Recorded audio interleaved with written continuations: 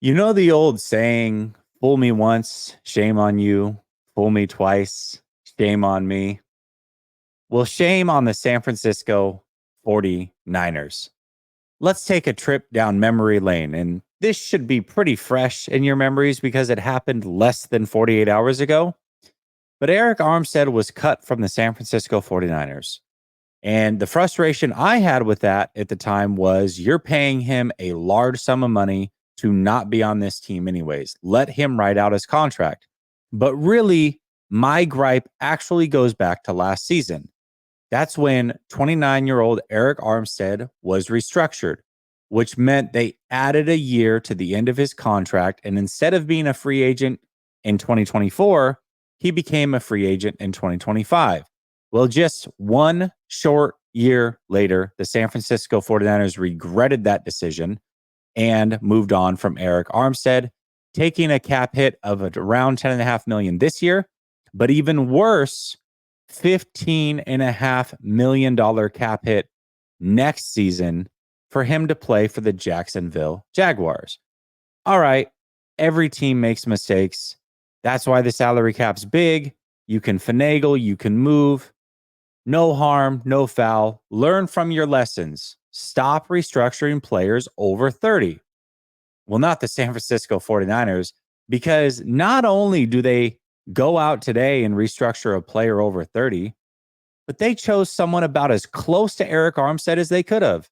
In fact, they chose his defensive tackle running mate, Javon Hargrave, who's on the wrong side of 30, didn't play up to the expectations of which his contract brought. And they said, you know what? We're going to restructure Javon Hargrave. Now, the good news is Javon Hargrave is not going to have an extra year added to his contract because he had multiple years left. But instead, they're going to convert around 7-ish million into future paychecks. So let's talk about that for a second. Javon Hargrave, his contract is not up until 2027. But in the meantime, his cap hit next year just went up to 28 million. His cap hit in 2026 went up to nearly 30 million. And in 2027, when Javon Hargrave is not on this team anymore, they're going to be paying him $10 million. You can't make this stuff up, man. This story writes itself. It is so frustrating. And I get it. You know, the cap stuff's for nerds, and you don't necessarily know the ins and the outs, and the cap's not real. Although, go look at the Chargers. If the cap's not real, they're getting rid of everybody and moving money around left and right, trying to figure things out. The cap is very real, and you always have to pay the piper. And the San Francisco 49ers have decided that they're going to pay $15.5 million next year to not have Eric Armstead on the team because they wanted to restructure and free up money last year. And Javon Hargrave, they're going to do the exact same thing with. And let me tell you this, if the salary cap's not real, have you noticed that we've only seen one press conference from one player that came onto the 49ers this year? And that one player was Collins. And the reason we've seen a conference from him is because he was traded to the 49ers. Why haven't we seen anything from Floyd or Elliott or Gross Matos? Well, we haven't seen anything because the 49ers don't have money to sign them. They're not officially 49ers yet, which is why they approached Hargrave and had him restructure his deal. However, I had a plan for the 49ers. I told you exactly what they needed to do to make the signings that they ended up making anyways. First of all, shouldn't have gotten rid of Armstead. Make him write out his contract. That was number one. Didn't see that coming. Number two, restructure Fred Warner. Congratulations, San Francisco. You actually did that one. That's awesome. Number three, get rid of Kyle Juszczyk and save $5 million. Instead, they restructured him as well, kicked the can down the road, and saved under $2 million. And then you can go to Charvarius Ward, who's younger, restructure him or extend him. Totally fine with that. Save that money. And you're in a really, really good spot. You'd have been able to sign these players. Eric Armstead wouldn't have been a necessity to fill, and they would have been good to go.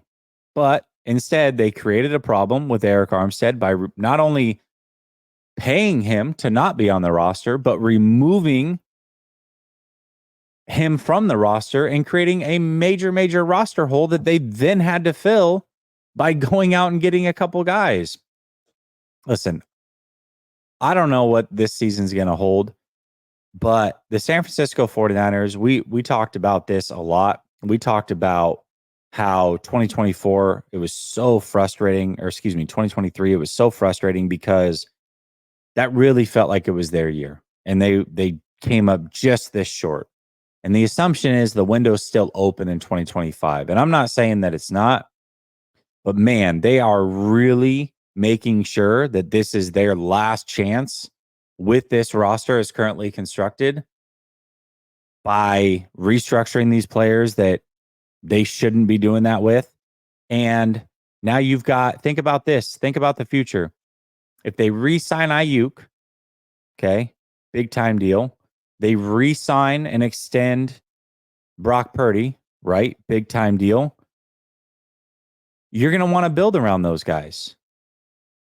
But it's going to be harder to do so when you have $15.5 million allocated to a player that's not here and $10 million allocated to a player that's not here.